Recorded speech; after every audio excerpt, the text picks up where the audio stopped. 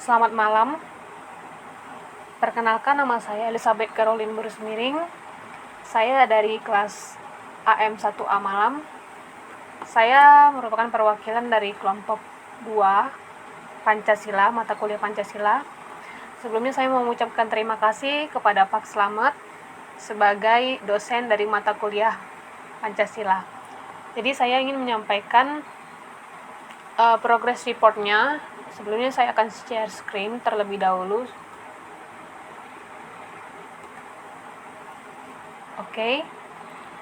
Jadi untuk presentasi progress report PBL atau problem based learning dari mata kuliah Pancasila itu dibuat oleh kelompok 2. Jadi anggotanya ada Carmenta Galinggi, ada saya sendiri Elizabeth Caroline Burusmiring, ada Andrew Samuel, Dini Anisya Putri, De Amanda Rambe, dan Fajar Aditya.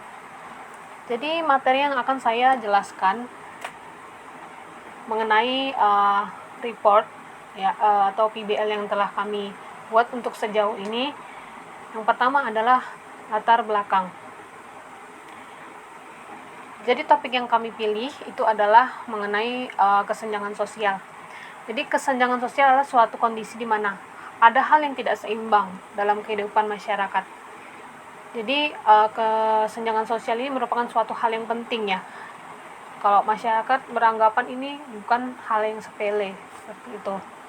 Jadi untuk masalah kesenjangan sosial itu kami ambil itu topiknya yang ada di Batam, di Batam, di kota kita sendiri. Jadi di Batam itu banyak sekali kesenjangan sosial yang terjadi ya, seperti pengamen, pengemis, ataupun yang badut-badut yang ada di jalanan, seperti itu. Kalau menurut latar belakang kami seperti itu. Jadi kami melakukan wawancara terhadap salah satu pengamen untuk memberikan dan menanyakan beberapa pertanyaan mengenai kesenjangan sosial dan kehidupannya sebagai korban dari kesenjangan sosial yang terjadi di Batam. Dan kira-kira solusi apa yang bisa dilakukan untuk mengatasi kesenjangan sosial? Selanjutnya kita akan masuk ke rumusan masalah. Kesenjangan sosial itu merupakan hal yang perlu diperhatikan, karena itu merupakan suatu perbedaan yang sangat mencolok. Berdasarkan latar belakang masalah yang telah dipaparkan, maka yang menjadi rumusan masalah adalah sebagai berikut. Yang pertama, mengapa kesenjangan sosial banyak ditemukan, terkhusus di kota Batam yang merupakan salah satu kota termaju yang ada di Indonesia. Terus bagaimana solusi penyelesaiannya dan kendala apa saja yang terjadi selama menyelesaikan permasalahan kesenjangan sosial ini. Selanjutnya, tujuan kegiatan PBL. Tujuannya yaitu adalah dapat memaparkan alasan mengapa kesenjangan sosial banyak ditemukan, terkhusus di kota Batam ini. Kedua, memaparkan solusi penyelesaian masalah dan mampu memaparkan kendala apa saja yang terjadi dalam menyelesaikan permasalahan kesenjangan sosial ini. Yang selanjutnya adalah manfaat kegiatan PBL. Jadi manfaat dari kegiatan PBL atau penelitian yang telah kami lakukan ini adalah mampu membantu untuk mengurangi atau menyelesaikan masalah kesenjangan sosial terkhusus di kota Batam sebagai kami mahasiswa. Kedua, dapat mengetahui solusi dari permasalahan serta mampu untuk mengatasi kendala selama penyelesaian masalah. Selanjutnya adalah kajian teori secara garis besarnya. Jadi kesenjangan sosial yang di Batam ini bukan hanya bagian pesisir saja, atau kayak mungkin orang berpikir kesenjangan sosial bisa terjadi untuk orang-orang yang di pesisir dekat-dekat pantai di daerah Nongsa, Tanjung Pinggir. Ternyata tidak. Justru bahkan di tengah kota seperti Batam Center saja banyak sekali masih terjadi kesenjangan sosial. Seperti yang telah kami wawancarai seorang pengamen, dia merupakan salah satu orang yang tinggal di kawasan Ruli yang ada di Batam, mengatakan bahwa memang rata-rata warga yang tinggal di rumah liar atau Ruli ini bermata pencarian sebagai tukang sapu, badut, pengamen, tukang jual koran, dan sudah jelas bahwa upah yang mereka terima itu cukup jauh dari UMK yang ada di Batam. Padahal bisa kita lihat bahwa pengamen,